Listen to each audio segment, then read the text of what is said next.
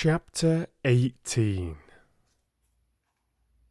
I tried not to be.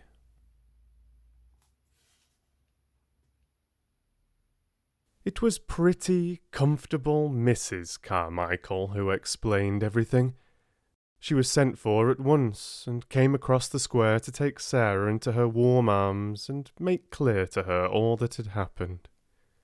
The excitement of the totally unexpected discovery had been temporarily almost overpowering to Mr. Carrisford in his weak condition.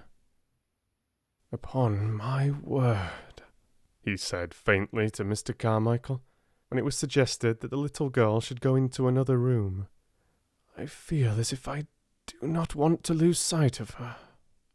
"I will take care of her," Janet said, "and Mamma will come in a few minutes." And it was Janet who led her away. "We're so glad you are found," she said. "You don't know how glad we are that you are found." Donald stood with his hands in his pockets and gazed at Sarah with reflecting and self-reproachful eyes. "If I'd just asked what your name was when I gave you my sixpence," he said, "you would have told me it was Sarah Crewe, and then you would have been found in a minute." Then Mrs. Carmichael came in. She looked very much moved, and suddenly took Sarah in her arms and kissed her. "You look bewildered, poor child," she said, "and it is not to be wondered at." Sarah could only think of one thing. "Was he," she said, with a glance toward the closed door of the library, "was he the wicked friend? Oh, do tell me." Mrs. Carmichael was crying as she kissed her again. She felt as if she ought to be kissed very often, because she had not been kissed for so long. "He was not wicked, my dear," she answered. "He did not really lose your papa's money. He only thought he had lost it, and because he loved him so much, his grief made him so ill that for a time he was not right in his mind. He almost died of brain fever, and long before he began to recover, your papa was dead." "And he did not know where to find me," murmured Sarah. "And I was so near." Somehow she could not forget that she had been so near. "He believed you were in school in France," Mrs. Carmichael explained, "and he was continually misled by false clues. He has looked for you everywhere. When he saw you pass by, looking so sad and neglected, he did not dream that you were his friend's poor child. But because you were a little girl too, he was sorry for you and wanted to make you happier. And he told Ramdas to climb into your attic window and try to make you comfortable." Sarah gave a start of joy. Her whole look changed. "Did Ramdas bring the things?" she cried out. "Did he tell Ramdas to do it? Did he make the dream that came true?" "Yes, my dear, yes. He's kind and good. He was sorry for you for little lost Sarah Crewe's sake." The library door opened, and Mr. Carmichael appeared, calling Sarah to him with a gesture. "Mr. Carrisford is better already," he said. "He wants you to come to him." Sarah did not wait. When the Indian gentleman looked at her as she entered, he saw that her face was all alight. She went and stood before his chair, with her hands clasped together against her breast. "You sent the things to me," she said in a joyful, emotional little voice. "The beautiful, beautiful things. You sent them." "Yes, poor dear child, I did," he answered her. He was weak and broken with long illness and trouble, but he looked at her with the look she remembered in her father's eyes, that look of loving her and wanting to take her in his arms. It made her kneel down by him, just as she used to kneel by her father when they were the dearest friends and lovers in the world. "Then it is you who are my friend," she said. "It is you who are my friend." And she dropped her face on his thin hand and kissed it again and again. "The man will be himself again in 3 weeks," Mr. Carmichael said aside to his wife. "Look at his face already." In fact, he did look changed. Here was the little missus, and he had new things to think of and plan for already. In the first place, there was Miss Minchin. She must be interviewed and told of the change which had taken place in the fortunes of her pupil. Sarah was not to return to the seminary at all. The Indian gentleman was very determined upon that point. She must remain where she was, and Mr. Carmichael should go and see Miss Minchin himself. "I am glad I need not go back," said Sarah. "She will be very angry. She does not like me, though perhaps it is my fault because I do not like her." But, oddly enough, Miss Minchin made it unnecessary for Mr. Carmichael to go to her by actually coming in search of her pupil herself. She had wanted Sarah for something, and on inquiry had heard an astonishing thing. One of the housemaids had seen her steal out of the area with something hidden under her cloak, and had also seen her go up the steps of the next door and enter the house. "What does she mean?" cried Miss Minchin to Miss Amelia. "I don't know, I'm sure, sister," answered Miss Amelia, "unless she has made friends with him because he has lived in India. It would be just like her to thrust herself upon him and try to gain his sympathies in such impertinent fashion," said Miss Minchin. "She must have been in the house for 2 hours. I will not allow such presumption. I shall go and inquire into the matter and apologize for her intrusion." Sarah was sitting on a footstool close to Mr. Carrisford's knee, and listening to some of the many things he felt it necessary to try to explain to her, when Ram Dass announced the visitor's arrival. Sarah rose involuntarily and became rather pale, but Mr. Carrisford saw that she stood quietly and showed none of the ordinary signs of child terror. Miss Minchin entered the room with a sternly dignified manner. She was correctly and well dressed, and rigidly polite. "I am sorry to disturb, Mr. Carrisford," she said, "but I have explanations to make. I am Miss Minchin, the proprietress of the Young Ladies' Seminary next door." The Indian gentleman looked at her for a moment in silent scrutiny. He was a man who had naturally a rather hot temper, and he did not wish it to get too much the better of him. "So you are Miss Minchin," he said. "I am, sir." "In that case," the Indian gentleman replied, "you have arrived at the right time. My solicitor, Mr. Carmichael, was just on the point of going to see you." Mr. Carmichael bowed slightly, and Miss Minchin looked from him to Mr. Carrisford in amazement. "Your solicitor?" she said. "I do not understand. I have come here as a matter of duty. I have just discovered that you have been intruded upon through the forwardness of one of my pupils. A charity pupil. I came to explain that she intruded without my knowledge." She turned upon Sarah. "Go home at once," she commanded indignantly. "You shall be severely punished. Go home at once." The Indian gentleman drew Sarah to his side and patted her hand. "She is not going."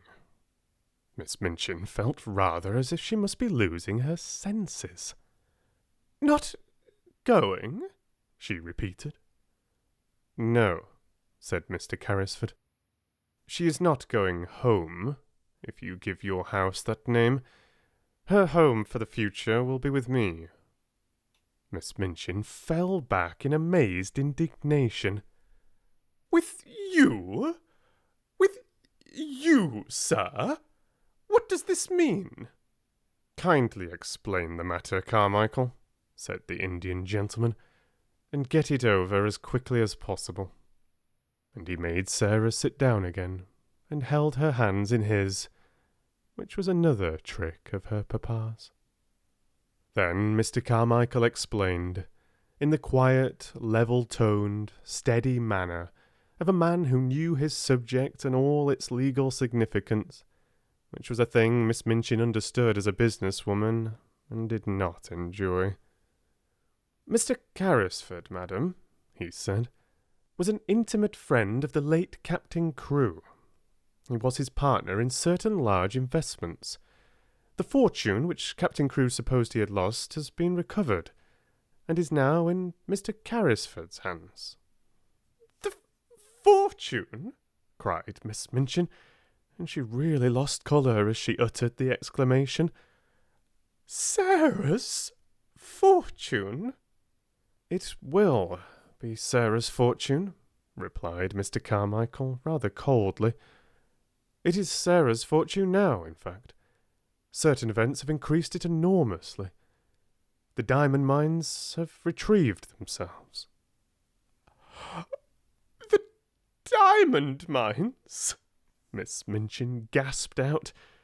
If this was true, nothing so horrible, she felt, had ever happened to her since she was born. "The diamond mines," Mr. Carmichael repeated, and he could not help adding, with a rather sly, unlawyer-like smile, "There are not many princesses, Miss Minchin, who are richer than your little charity pupil Sarah Crewe will be. Mr. Carrisford has been searching for her for nearly 2 years. He has found her at last, and he will keep her." After which, he asked Miss Minchin to sit down while he explained matters to her fully, and went into such detail as was necessary to make it quite clear to her that Sarah's future was an assured one, and that what had seemed to be lost was to be restored to her tenfold. Also, that she had in Mr. Carrisford a guardian as well as a friend. Miss Minchin was not a clever woman, and in her excitement she was silly enough to make one desperate effort to regain what she could not help seeing she had lost through her worldly folly. "He found her under my care," she protested. "I have done everything for her. But for me she should have starved in the streets." Here the Indian gentleman lost his temper. "As to starving in the streets," he said, "she might have starved more comfortably there than in your attic." "Captain Crewe left her in my charge," Miss Minchin argued. "She must return to it until she is of age. She can be a parlour boarder again. She must finish her education. The law will interfere in my behalf." "Come, Miss Minchin," Mr. Carmichael interposed. "The law will do nothing of the sort. If Sarah herself wishes to return to you, I dare say Mr. Carrisford might not refuse to allow it, but that rests with Sarah." "Then," said Miss Minchin, "I appeal to Sarah. I have not spoiled you, perhaps," she said awkwardly to the little girl, "but you know that your papa was pleased with your progress, and I have always been fond of you." Sarah's green-grey eyes fixed themselves on her with the quiet, clear look Miss Minchin particularly disliked. "Have you, Miss Minchin?" she said. "I did not know that." Miss Minchin reddened and drew herself up. "You ought to have known it," said she. "But children unfortunately never know what is best for them. Amelia and I always said you were the cleverest child in the school." Will you not do your duty to your poor papa and come home with me?" Sarah took a step toward her and stood still. She was thinking of the day when she had been told that she belonged to nobody and was in danger of being turned into the street. She was thinking of the cold, hungry hours she had spent alone with Emily and Melchizedek in the attic. She looked Miss Minchin steadily in the face. "You know why I will not go home with you, Miss Minchin," she said. "You know quite well." A hot flush showed itself on Miss Minchin's hard, angry face. "You will never see your companions again," she began. "I will see that Ermengarde and Lottie are kept away from—" Mr. Carmichael stopped her with polite firmness. "Excuse me," he said. "She will see anyone she wishes to see. The parents of Miss Crewe's fellow pupils are not likely to refuse her invitations to visit her at her guardian's house. Mr. Carrisford will attend to that." It must be confessed that even Miss Minchin flinched. This was worse than the eccentric bachelor uncle who might have a peppery temper and be easily offended at the treatment of his niece. A woman of sordid mind could easily believe that most people would not refuse to allow their children to remain friends with a little heiress of diamond mines, and if Mr. Carrisford chose to tell certain of her patrons how unhappy Sarah Crewe had been made, many unpleasant things might happen. "You have not undertaken an easy charge," she said to the Indian gentleman as she turned to leave the room. "You will discover that very soon. The child is neither truthful nor grateful. I suppose," to Sarah, "that you feel now that you are a princess again." Sarah looked down and flushed a little, because she thought her pet fancy might not be easy for strangers, even nice ones, to understand at first. "I tried not to be anything else," she answered in a low voice. "Even when I was coldest and hungriest, I tried not to be." "Now it will not be necessary to try," said Miss Minchin acidly, as Ramdas salamed her out of the room. She returned home, and going to her sitting room, sent at once for Miss Amelia. She sat closeted with her all the rest of the afternoon, and it must be admitted that poor Miss Amelia passed through more than one bad quarter of an hour. She shed a good many tears, and mopped her eyes a good deal. One of her unfortunate remarks almost caused her sister to snap her head entirely off, but it resulted in an unusual manner. "I'm not as clever as you, sister," she said, "and I'm always afraid to say things to you for fear of making you angry. Perhaps if I were not so timid, it would be better for the school and for both of us. I must say I've often thought it would have been better if you had been less severe on Sarah Crewe, and had seen that she was decently dressed and more comfortable. I know she was worked too hard for a child of her age, and I know she was only half fed." "How dare you say such a thing?" exclaimed Miss Minchin. "I don't know how I dare," Miss Amelia answered, with a kind of reckless courage. "But now I've begun, I may as well finish, whatever happens to me. The child was a clever child and a good child, and she would have paid you for any kindness you had shown her, but you didn't show her any. The fact was, she was too clever for you, and you always disliked her for that reason. She used to see through us both." "Amelia!" gasped her infuriated elder, looking as if she would box her ears and knock her cap off, as she had often done to Becky. But Miss Amelia's disappointment had made her hysterical enough not to care what occurred next. She did, she cried. "She saw through us both. She saw that you were a hard-hearted worldly woman, and that I was a weak fool, and that we were both of us vulgar and mean enough to grovel on our knees for her money and behave ill to her because it was taken from her, though she behaved herself like a little princess even when she was a beggar. She did, like a little princess. And her hysterics got the better of the poor woman.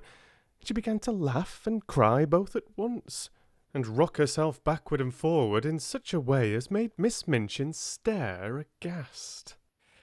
"And now you've lost her," she cried wildly, "and some other school will get her and her money, and if she were like any other child she'd tell how she's been treated, and all our pupils would be taken away and we should be ruined.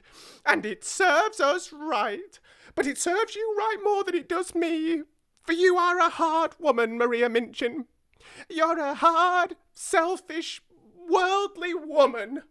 And she was in danger of making so much noise with her hysterical chokes and gurgles that her sister was obliged to go to her and apply salts and sal volatile to quiet her, instead of pouring forth her indignation at her audacity. And from that time forward, it may be mentioned, the elder Miss Minchin actually began to stand a little in awe of a sister who, while she looked so foolish, was evidently not quite so foolish as she looked, and might, consequently, break out and speak truths people did not want to hear. That evening, when the pupils were gathered together before the fire in the schoolroom, as was their custom before going to bed, Ermengarde came in with a letter in her hand and a queer expression on her round face. It was queer because, while it was an expression of delighted excitement, it was combined with such amazement as seemed to belong to a kind of shock just received. "What is the matter?" cried 2 or 3 voices at once. "Is it anything to do with the row that has been going on?" said Lavinia eagerly. "There has been such a row in Miss Minchin's room. Miss Amelia's had something like hysterics and has had to go to bed." Ermengarde answered them slowly, as if she were half stunned. "I have just had this letter from Sarah," she said, holding it out to let them see what a long letter it was. "From Sarah?" Every voice joined in that exclamation. "Where is she?" almost shrieked Jessie. "Next door," said Ermengarde. "With the Indian gentleman." "Where? Where? Has she been sent away? Does Miss Minchin know? Was the row about that? Why did she write? Tell us, tell us." There was a perfect babble, and Lottie began to cry plaintively. Ermengarde answered them slowly, as if she were half plunged out into what, at the moment, seemed the most important and self-explaining thing. "There were diamond mines," she said stoutly. "There were." Open mouths and open eyes confronted her. "They were real," she hurried on. "It was all a mistake about them. Something happened for a time, and Mr. Carrisford thought they were ruined." "Who is Mr. Carrisford?" shouted Jessie. "The Indian gentleman, and Captain Crewe thought so too, and he died. And Mr. Carrisford had brain fever and ran away, and he almost died, and he did not know where Sarah was. And it turned out that there were millions and millions of diamonds in the mines, and half of them belonged to Sarah, and they belonged to her when she was living in the attic with no one but Melchizedek for a friend, and the cook ordering her about, and Mr. Carrisford found her this afternoon, and he has got her in his home, and she will never come back, and she will be more of a princess than she ever was, 150,000 times more, and I am going to see her tomorrow afternoon. There." Even Miss Minchin herself could scarcely have controlled the uproar after this, and though she heard the noise, she did not try. She was not in the mood to face anything more than she was facing in her room, while Miss Amelia was weeping in bed. She knew that the news had penetrated the walls in some mysterious manner, and that every servant and every child would go to bed talking about it. So, until almost midnight, the entire seminary, realizing somehow that all rules were laid aside, crowded round Ermengarde in the schoolroom and heard, read, and reread the letter containing a story which was quite as wonderful as any Sarah herself had ever invented, and which had the amazing charm of having happened to Sarah herself and the mystic Indian gentleman in the very next house. Becky, who had heard it also, managed to creep upstairs earlier than usual. She wanted to get away from people and go and look at the little magic room once more. She did not know what would happen to it. It was not likely that it would be left to Miss Minchin. It would be taken away, and the attic would be bare and empty again. Glad as she was for Sarah's sake, she went up the last flight of stairs with a lump in her throat and tears blurring her sight. There would be no fire tonight, and no rosy lamp, no supper, and no princess sitting in the glow reading or telling stories. No princess. She choked down a sob as she pushed the attic door open, and then she broke into a low cry. The lamp was flushing the room. The fire was blazing, the supper was waiting, and Ram Dass was standing smiling into her startled face. "Missy Sahib remembered," he said. "She told the Sahib all. She wished you to know the good fortune which has befallen her. Behold a letter on the tray. She has written. She did not wish that you should go to sleep unhappy. The Sahib commands you to come to him tomorrow. You are to be the attendant of Miss Sahib. Tonight I take these things back over the roof." And having said this with a beaming face, he made a little salaam and slipped through the skylight with an agile slightness of movement which showed Becky how easily he had done it before.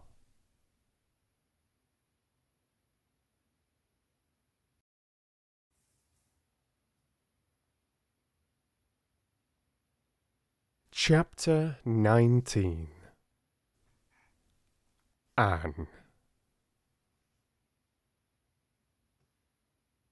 Never had such joy reigned in the nursery of the large family.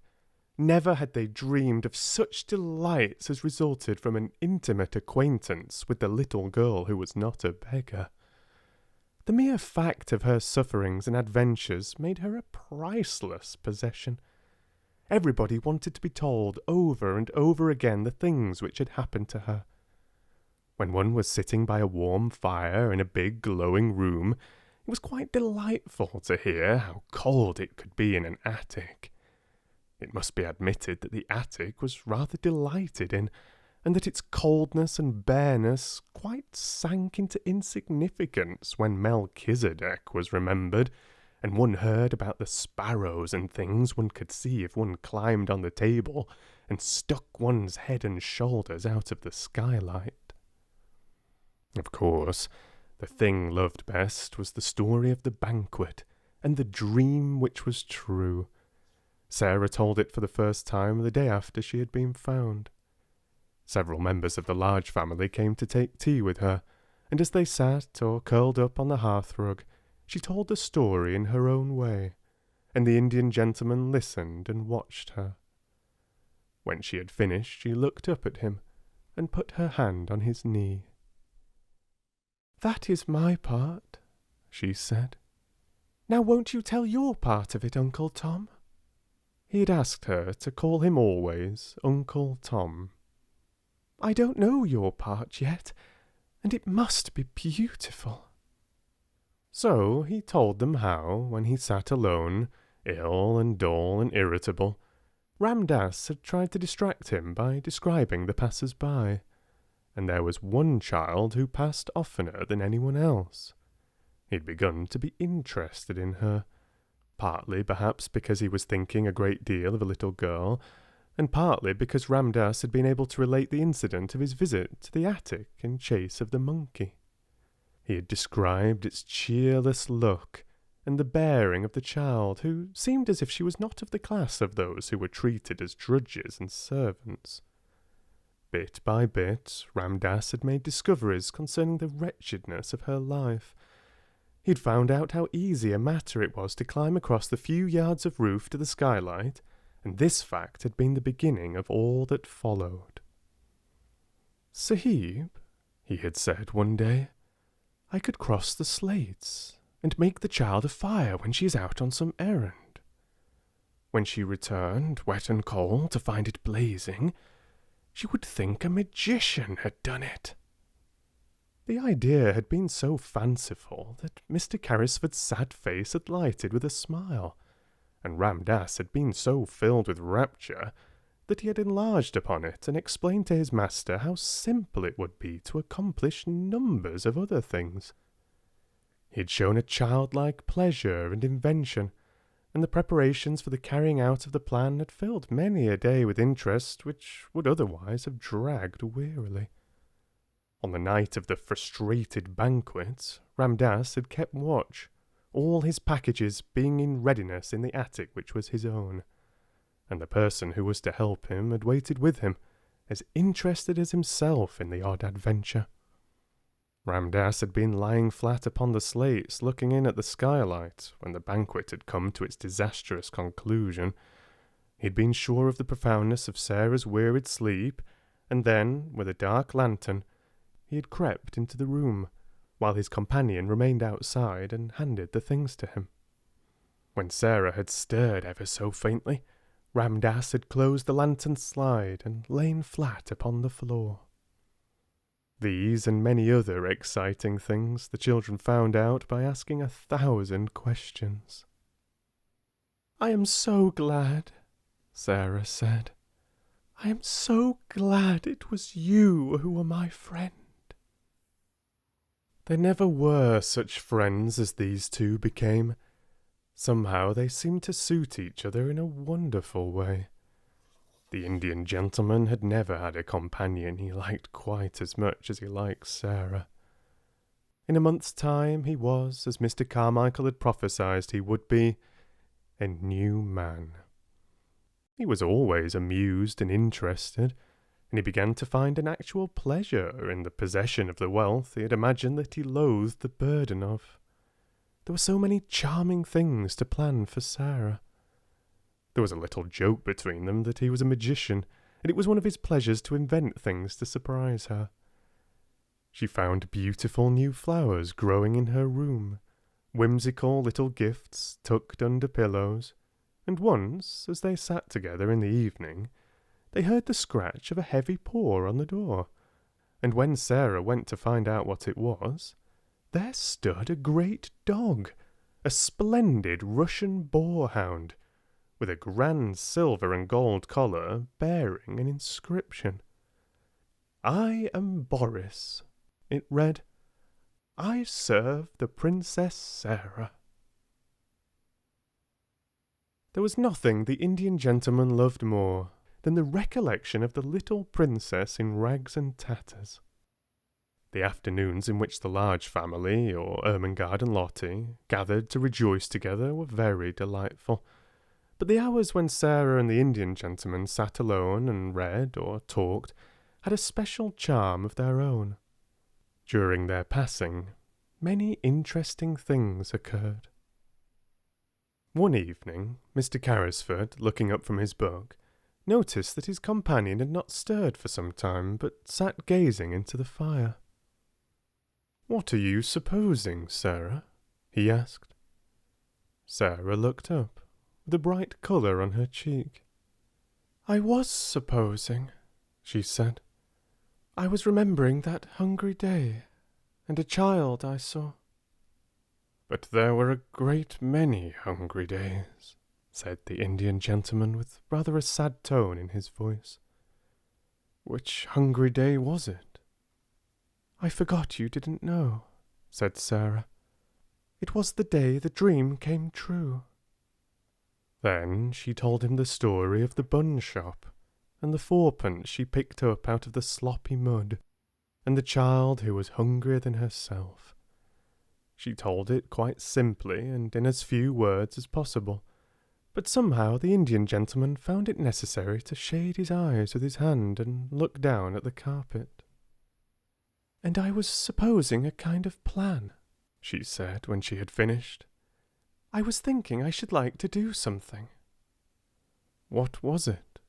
said Mr. Carrisford in a low tone. "You may do anything you like to do, Princess." "I was wondering," rather hesitated Sarah. "You know, you say I have so much money. I was wondering if I could go to see the bun woman and tell her that if, when hungry children, particularly on those dreadful days, come and sit on the steps or look in at the window, she would just call them in and give them something to eat. She might send bills to me. Could I do that?" "You shall do it tomorrow morning," said the Indian gentleman. "Thank you," said Sarah. "You see, I know what it is to be hungry, and it is very hard when one cannot even pretend it away." "Yes, yes, my dear," said the Indian gentleman. Yes, it must be. Try to forget it. Come and sit on the footstool near my knee, and only remember you are a princess." "Yes," said Sarah, smiling, "and I can give buns and bread to the populace." And she went and sat on the stool, and the Indian gentleman, he used to like her to call him that too sometimes, drew her small dark head down on his knee and stroked her hair. The next morning, Miss Minchin, in looking out of her window, saw the things she perhaps least enjoyed seeing. The Indian gentleman's carriage, with its tall horses, drew up before the door of the next house, and its owner and a little figure, warm with soft, rich furs, descended the steps to get into it. The little figure was a familiar one, and reminded Miss Minchin of days in the past. It was followed by another as familiar, the sight of which she found very irritating. It was Becky, who, in the character of delighted attendant, always accompanied her young mistress to her carriage, carrying wraps and belongings. Already Becky had a pink, round face. A little later the carriage drew up before the door of the baker's shop, and its occupants got out, oddly enough, just as the bun woman was putting a tray of smoking hot buns into the window. When Sarah entered the shop, the woman turned and looked at her, and leaving the buns, came and stood behind the counter. For a moment she looked at Sarah very hard indeed, and then her good-natured face lighted up. "I'm sure that I remember you, miss," she said. "And yet—" "Yes," said Sarah. "Once you gave me 6 buns for 4pence, and you gave 5 of 'em to a beggar child," the woman broke in on her. "I've always remembered it. I couldn't make it out at first." She turned round to the Indian gentleman and spoke her next words to him. "I beg your pardon, sir, but there's not many young people that notices a hungry face in that way, and I've thought of it many a time. Excuse the liberty, miss," to Sarah, "but you look rosier and, well, better than you did that. "I am better, thank you," said Sarah, "and I am much happier, and I have come to ask you to do something for me." "Me, miss?" exclaimed the bun woman, smiling cheerfully. "Why, bless you! Yes, miss. What can I do?" And then Sarah, leaning on the counter, made her little proposal concerning the dreadful days and the hungry waifs and the buns. The woman watched her, and listened with an astonished face. "Why, bless me," she said again when she had heard it all. "It'll be a pleasure to me to do it. I'm a working woman myself and cannot afford to do much on my own account, and there's sights of trouble on every side. But if you'll excuse me, I'm bound to say I've given away many a bit of bread since that wet afternoon, just along a thinking of you and how wet and cold you was and how hungry you looked, and yet you gave away your hot buns as if you were a princess." The Indian gentleman smiled involuntarily at this, and Sarah smiled a little too, remembering what she had said to herself when she put the buns down on the ravenous child's ragged lap. "She looked so hungry," she said. "She was even hungrier than I was." "She was starving," said the woman. "Many's the time she's told me of it since. How she sat there in the wet and felt as if a wolf was a-tearing at her poor young insides." "Oh, have you seen her since then?" exclaimed Sarah. "Do you know where she is?" "Yes, I do," answered the woman, smiling more good-naturedly than ever.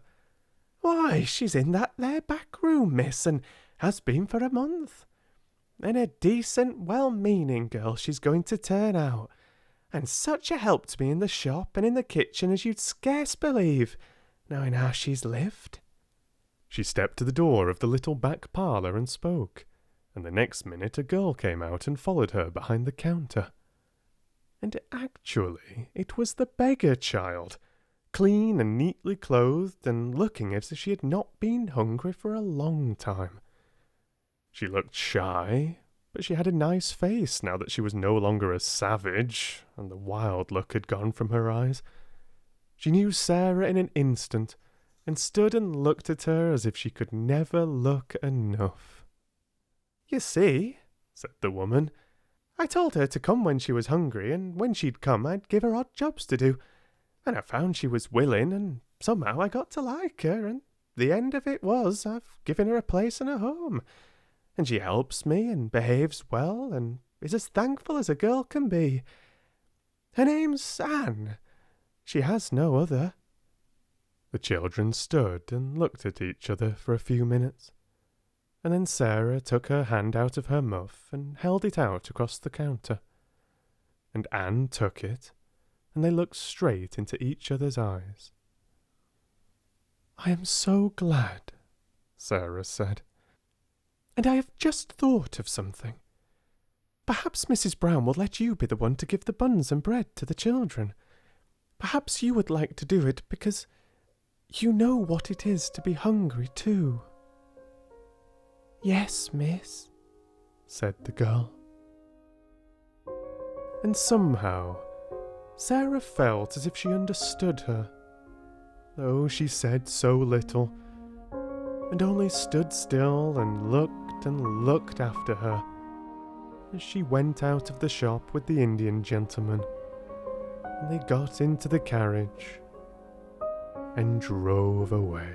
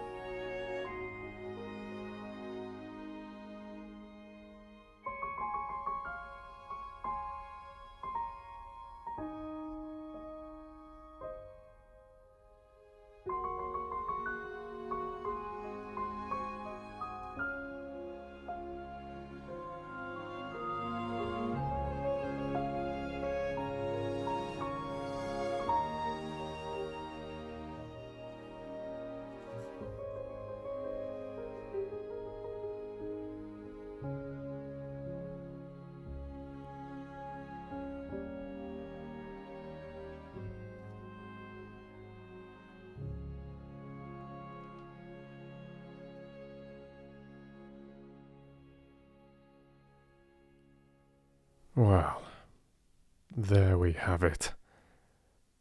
Off Sarah goes, with Becky and Uncle Tom. A charming story, I think. I really hope you enjoyed it. Please do leave me a comment, share any thoughts and feelings you might have. This was my first time reading A Little Princess. I was originally introduced to Frances Hodgson Burnett in The Secret Garden. And I have to say, if you've not listened to my reading of The Secret Garden, then I strongly recommend that you give it a go. You will certainly enjoy it if you've enjoyed this one.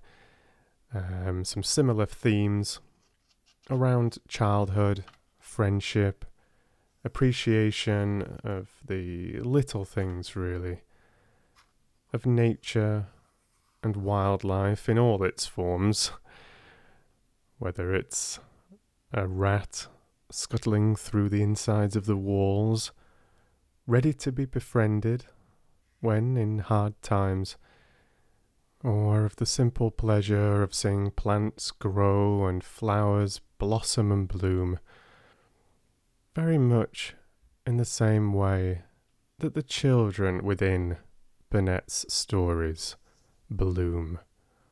We see their challenges, their hardships. We share their feelings and their fears. There are many things that I feel this author does so well. So please do let me know what you think of it all. And what would you like to hear me read next? As I've been flicking through these last few leaves of the book, you can see that A Little Princess within this Puffin in Bloom collection is one of 4, and I do therefore own very beautiful copies of Little Women, Heidi, and Anne of Green Gables. So these are all possible stories that I could choose to read to you. I've also been producing my own rendition of the Sherlock Holmes adventures, so I will be continuing with those. And I'm particularly curious about starting some of the work of the Bronte sisters, perhaps Wuthering Heights or Jane Eyre. But leave me a comment. Let me know what you would like to hear me read. You take care now, and know that I'll be back with many more stories and adventures in the future.